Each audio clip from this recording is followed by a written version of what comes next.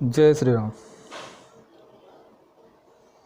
जैसा कि आप सभी ने देखा और न्यूज़ में देख ही लिया होगा कि स्वीडन जो कि यूरोपियन कंट्री है और क्रिश्चियन बाहुल्य देश है, वहाँ पे क्रिश्चियन ईसाई मत को मानने वाले लोग ज़्यादा हैं।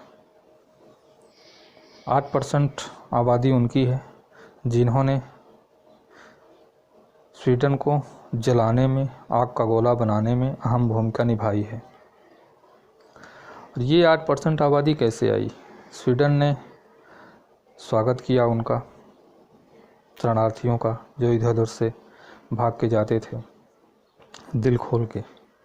बदले में क्या मिला? इस खास धर्म के लोगों ने बदले में क्या दिया?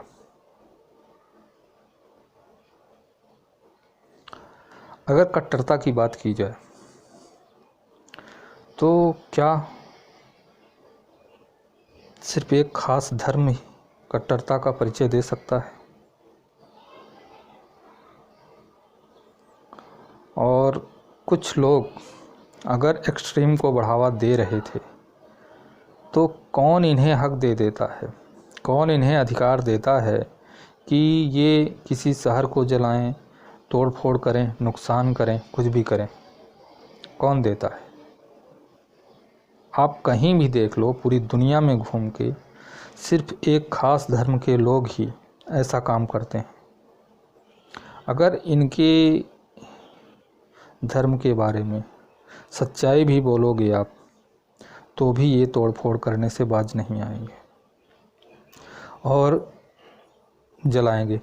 ईसाई बाहुल्य देश, और अगर उसमें कोई एक ऐसा लीडर निकलता है जिसने इनकी कट्टरता का, सामने वाले के जो कि 8% हैं स्वीडन में, इनकी कट्टरता का विरोध करता है और ये दर्शाता है, लोगों से आह्वान करता है कि इस पे लगाम लगाने की ज़रूरत है क्योंकि ये चीज़ें बढ़ रही हैं यहाँ पे, तो इनको दिक्कत हो जाती है। और इन्होंने पूरा शहर जला दिया, उत्पात मचाया, आतंक मचाया। किसने इनको अधिकार दिया था उत्पात मचाने का, आतंक मचाने का? विरोध किसी अन्य तरीके से भी दर्ज कराया जा सकता था, कानूनी तरीके से भी दर्ज कराया जा सकता था, कानूनी सहायता ली जा सकती थी, लेकिन नहीं, क्योंकि इनकी मानसिकता में दंगा है, इनकी मानसिकता में हिंसा है, इनके किताब में हिंसा का उल्लेख है और इनके धर्म की स्थापना ही हिंसा के आधार पे हुई है। इतने देशों में फैले हुए हैं ये, किस आधार पे? तलवार के। तलवार के दम पे इन्होंने इतने देशों में अपना प्रचार प्रसार किया। जब इनका धर्म, इनके शास्त्र ही इन्हें हिंसा सिखाते हैं तो ये दंगा क्यों नहीं करेंगे, नुकसान क्यों नहीं करेंगे, हिंसा क्यों नहीं करेंगे? जब इनका खास धर्म, इनकी खास किताब ही हिंसा का उल्लेख करती है। इतिहास उठाएंगे तो आपको पता चलेगा कि इस्लाम ही एक ऐसा धर्म है पूरी दुनिया में जिसका प्रचार प्रसार तलवार के बल पे हुआ है। ये हाथ में तलवार लेके लूट खसोट मचाते हुए चलते थे और लोगों को ऑप्शन देते थे, या तो इस्लाम अपनाओ या तो अपना सर दो। जिसने इस्लाम अपनाया उसे बख्श दिया गया और जिसने इस्लाम का विरोध किया, नहीं अपने धर्म को माना, उसका गला काट दिया गया, उसके साथ अत्याचार किया गया। और आप बात करते हैं कि, और उम्मीद करते हैं कि इनसे अहिंसा की, मुझे नहीं लगता है। और इतिहास गवाह रहा है, जिस थाली में इन्होंने खाया है उसी में छेद किया है। अब स्वीडन का मामला सामने आया, ऐसे पूरे विश्व में जितने भी देश हैं, हर जगह आप देखते जाओ, धीरे धीरे ये चीज़ें बढ़ेंगी, संख्याएं बढ़ेंगी। और भारत में कई जगह ये घटनाएं हो रही हैं और भारत अगर चेतता नहीं है, समय पर भारत के लोग, अन्य धर्मों के लोग जागरूक नहीं होते हैं तो भारत भी जलेगा, लोग जलाएंगे, क्योंकि इनकी मानसिकता ही दंगाई है।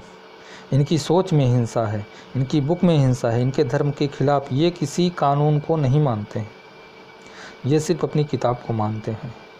और जो भी चाहे सही हो या गलत, ये अपने किताब को सर्वोपरि मानते हैं, उसके अलावा किसी को नहीं। और अगर कोई इंसान उसका विरोध करता है, उसे ये इसी तरीके से अपना विरोध दर्ज कराते हैं, उसे ऐसे तरीके से दंडित करते हैं। ये सब इनके तरीके हैं। इनको लगता है इनकी किताब सर्वोपरि है। कोई बात नहीं है, आपकी किताब सर्वोपरि हो या ना हो, वो आपके लिए है, पर आपको कोई अधिकार नहीं देता है कि आप हिंसा करें, तोड़ फोड़ करें और शहर का शहर जलाएं, नुकसान पहुंचाएं लोगों को, उनकी जान माल को खतरे में डालें। ये सब चीज़ें आपको कौन अधिकार देता है? नहीं देता है। इसलिए अगर ये प्यार की भाषा नहीं समझते हैं तो हर कंट्री को चेतना होगा।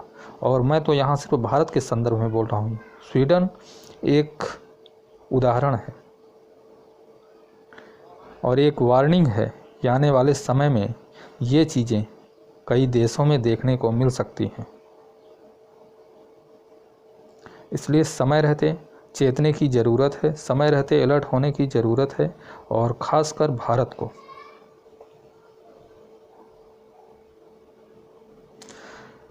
क्योंकि छोटी सी बात को लेके ये दंगे पर उतारू हो जाते हैं, जिसका नमूना हम सभी ने एक फेसबुक से छोटी सी पोस्ट के बाद देख लिया है,